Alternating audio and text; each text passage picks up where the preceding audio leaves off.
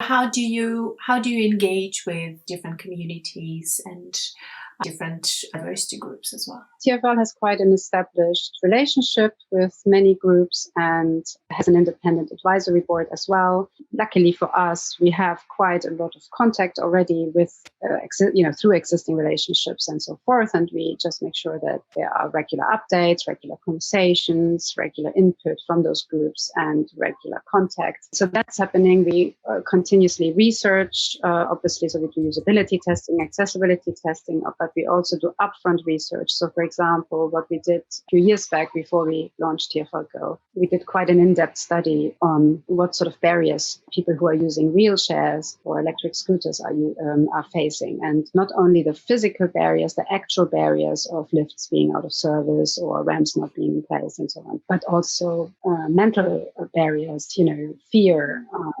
anxiety, worries that things might not work, past experiences that might play into that, lack of confidence, and so forth. And that was very, very interesting. For example, one of the findings for us that was really changing our approach to a certain extent was that we realized how many people really have a number of conditions to deal with, not just one. So you have to deal with intersectional.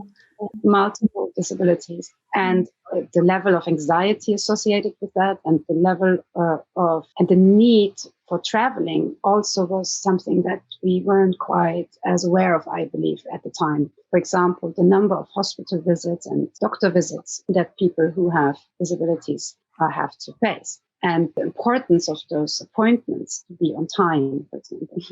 And, just the complexities of daily life.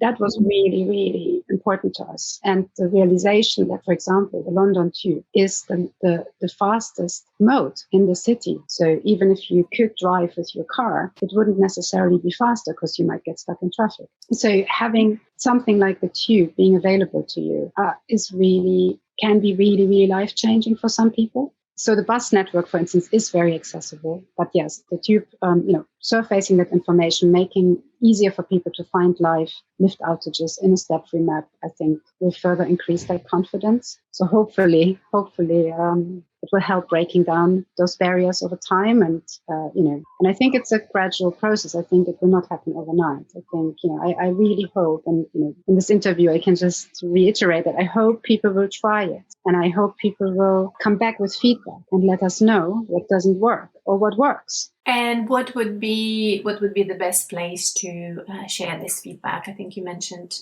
Facebook and social media. Is this the best way to reach out? Or send us a message via the app. You have a feedback feature.